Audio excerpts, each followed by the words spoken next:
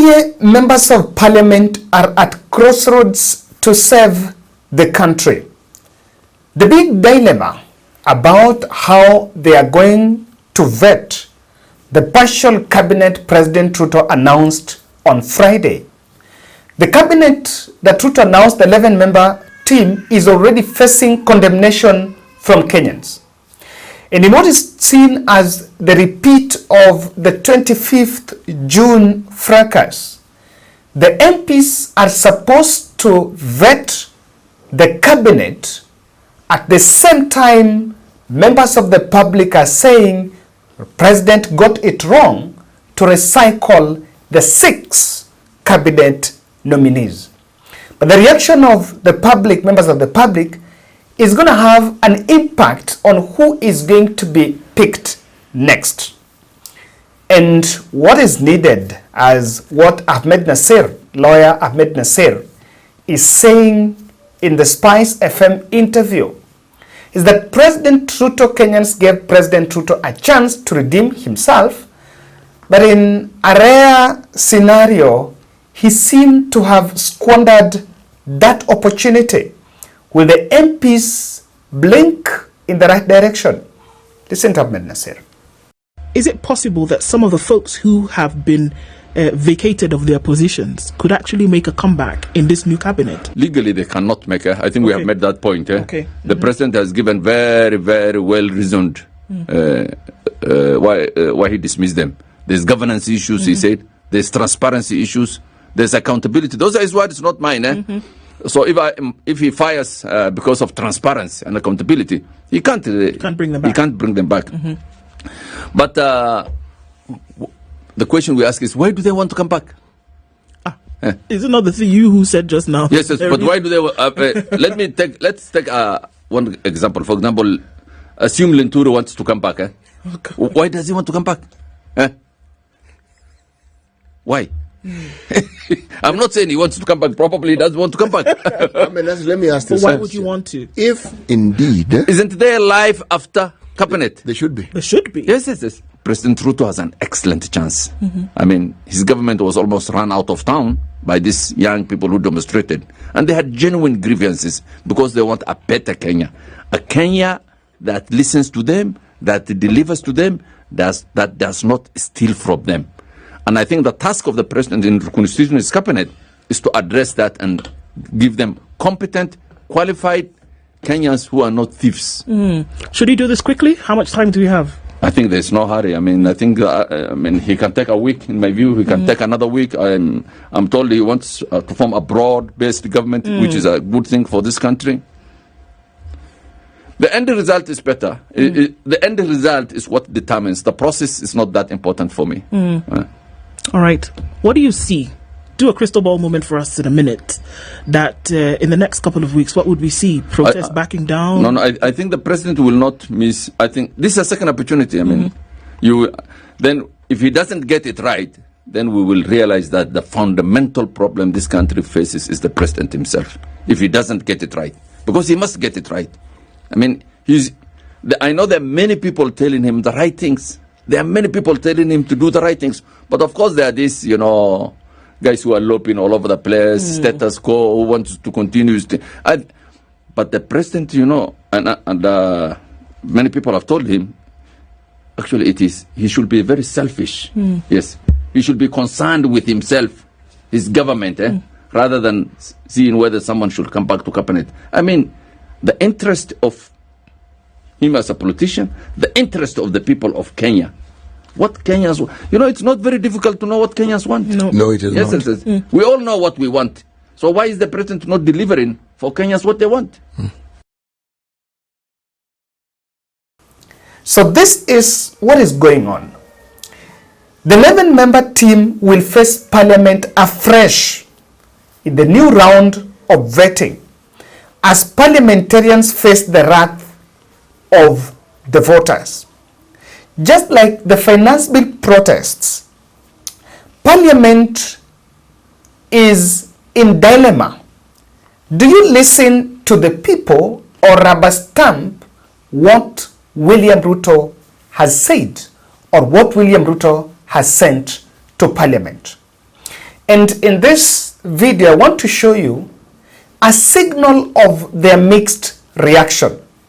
A section from Kericho are saying everything is fine, and now they need just to rubber stamp. And the other fellow, the senator from Kiambu, while speaking in Kirinyaga, is trying to say that, you know, people need to do what the public have said, but is it, are you really in concurrence? Because when you listen to these two videos, you will understand the kind of approach that UDA MPs are going to have on the cabinet nominees. I have looked at the initial list of the 11 members of the cabinet, and personally I am satisfied in terms of the people who have been brought on board. Their names will come to Parliament and we will do our responsibility as members of the National Assembly. But I want to thank the President for showing confidence in some cabinet ministers who were there in the previous cabinet, and especially Adan Duale, who has returned to the docket of defense. I have worked with Duale in the 10th Parliament, and I know him. I have also experienced his performance in the cabinet as Minister for Defense, and I am very sure he is going to deliver in terms of defense issues in this country. Those who have been brought back means that they were qualified enough to run their ministries, and even if they've been transferred elsewhere, the same way in which they ran their ministries previously will be taken to the new dockets that they're occupying. The challenge that I want to give the cabinet is that this country must take off in terms of development. They must fight certain vice that has bedeviled this country. They must fight corruption. They must exercise financial prudence. They must work according to the manifesto of the government and the wishes of the people of this country. Recycling. Those who have performed in this country don't need to be thrown to the sharks simply because there's change in the cabinet. They have to be given due regard for what they've done previously. As members of the Kipsigis community, the members of South Rift, we're also grateful that Davis Chirchir is back as a member of cabinet. This time round he's been nominated to the roads docket. Chirchir, in the energy sector, he performed. He was able to supply power across the country, and that is why the president has brought him back to roads, and we believe that is going to work and turn around the road sector, the public works, because that is where this country is trying to leverage on in a bid to, you know, reviving the economy. To this far, we are also very grateful for the president for nominating Rebecca Miano to be now the incoming Attorney General.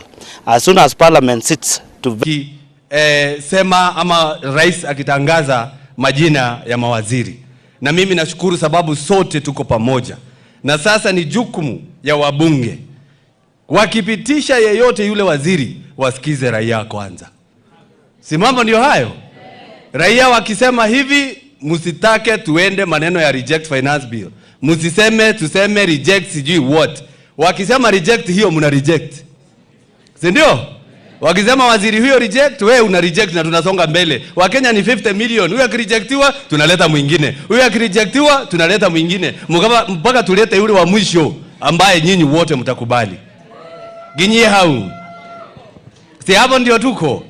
Kwa hivyo, lakini wale ambao wamerudishwa, labda wametoka eneo hili, sisi tuwaombee, sababu sikusikia mtu akisema Kindiki must go, sikusikia mtu akisema Arizwaome must go, sikusikia nikisikia mwingine akisema sijui Miano must go, sikusikia hiyo. Nilikuwa nimesikia moja tu hapo, na yote tumetulia, Kenya yetu inaendelea mbele. Asanteni sana na Mungu awabariki. The last time cabinet nominees, the last time Parliament rubber stamped the executive authority, Kenyans went south. Immediately, the executive, William Ruto, flanked by Musalia Mudavadi and Rigathi Gachagua, came in the floor of State House to read the 11-member first batch of cabinet. Kenyans have been raising reservations. They're saying, we don't want recycled fellows. And the law is very clear that maybe they were not supposed to have been returned. And they're also saying that while we were celebrating the agriculture CS pick as one of the best, Then information is coming that he was mythically into his PA. And while we also think there was a change in the Ministry of Education, Machogu, the person who's taking over from Machogu, was his running mate. Then was his running mate when he was running for governor in Kisii. Are there really changes, or it is just hoodwinking the public? Now, if you want to understand the confusion within, I may want you to listen to Didmas Baraza. Ruto Raila talks has given some UDA MPs impetus, or rather some undue advantage, and they seem to have gone back to factory settings. In a very shocking video, the Kimilili Member of Parliament, Didmas Baraza, is coming out likely that he is supporting the police brutality that was meted on the members of the public. And in this soundbite that you will hear, Didmas Baraza is saying that those who actually, is saying that those members of public, or rather the police who brutalize members of the public, will get his support when they are charged. Wale vijana ambao wanajiita Gen Z, ile maandamano ya kwanza ndio ilikuwa na vijana wale ambao ni walikuwa ma-Gen Z wa ukweli, wale ambao walisema ile finance bill isipitishwe na rais akaondoa ile finance bill. Wale ma-Gen Z ambao walishiriki ile maandamano sasa wako shule, wako wanafanya kazi. Wale vijana ambao wanatembea kwa barabara huko Nairobi wakiharibu mali ya wananchi, hao sio Gen Z, hao ni wahalifu, wanagana washiko wakamatwe waende wafungwe. Huko Nairobi kuna mabilioni ya mali ya watu ambaye imeharibiwa. Mtu uko na duka yako, wakora wanaingia wanavunja, unarudi square zero.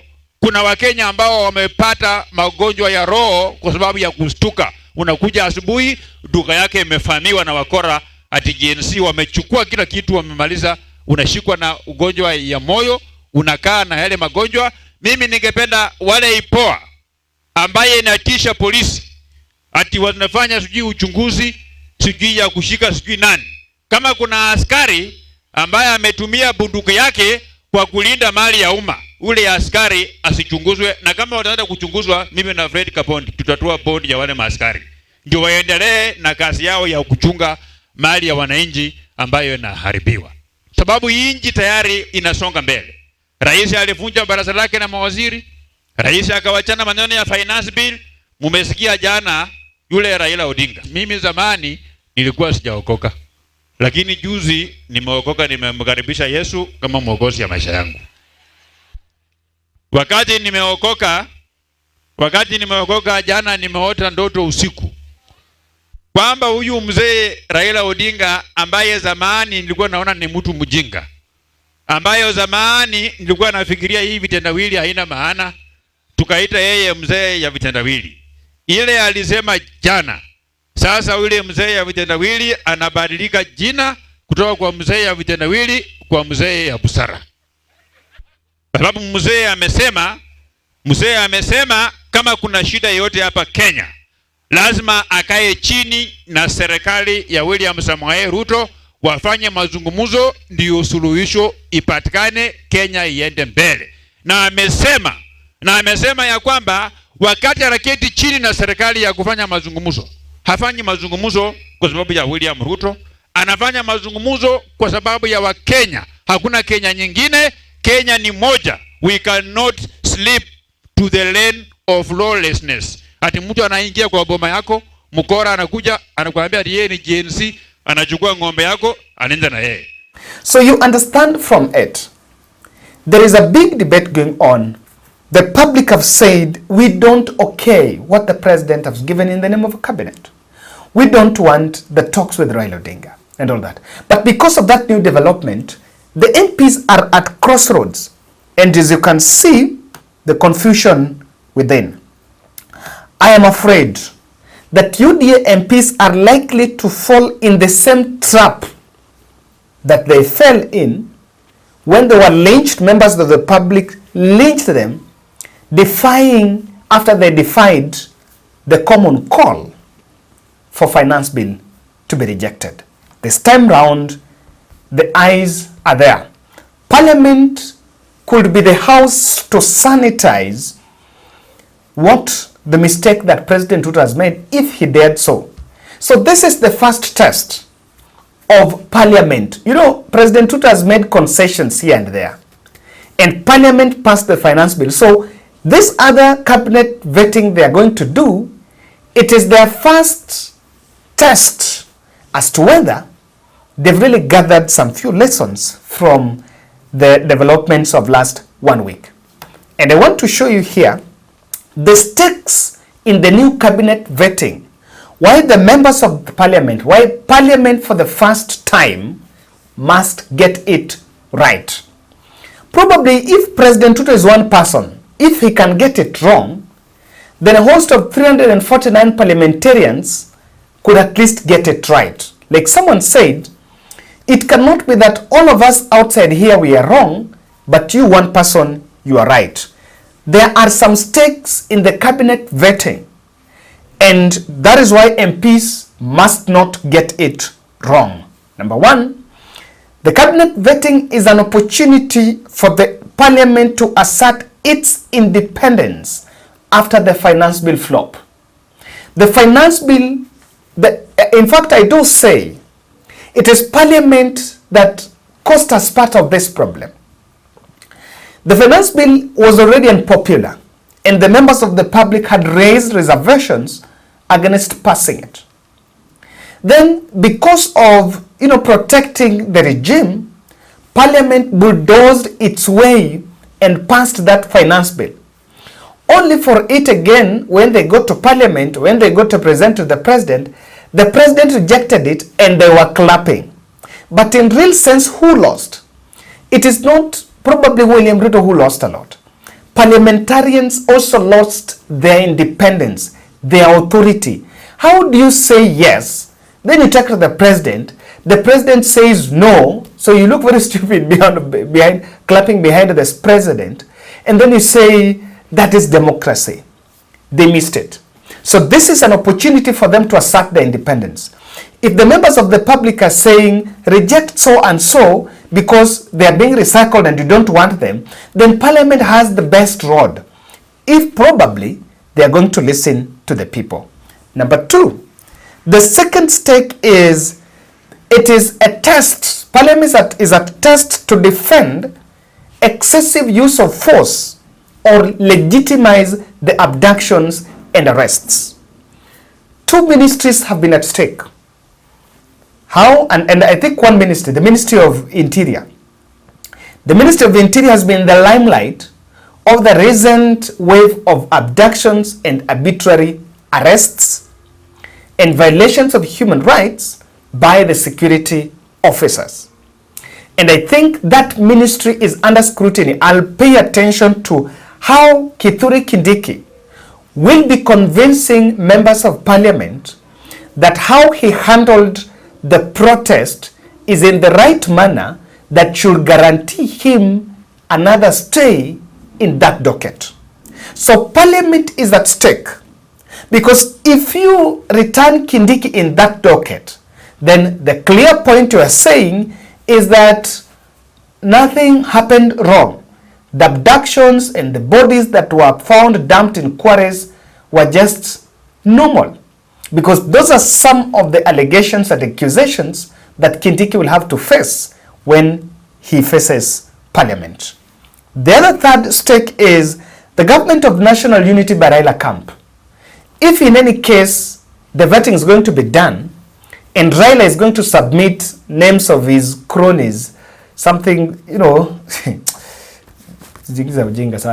so if that is going to happen, then we're waiting to see whether Parliament is going to buy that.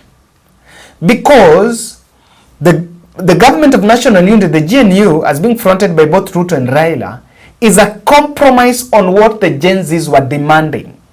And they were saying that's not some of the things they were demanding. It's a compromise on corruption and competence. I've seen arbitrary lists that Joho, Paranya, and so on, Joho, Paranya, Junet, and so on to be named to provide in that list. Those are not good. Those are not clean slate. Joho is not clean. Oparanya has not slid. Just some few months ago here, Oparanya was facing some corruption charges. Same to Joho.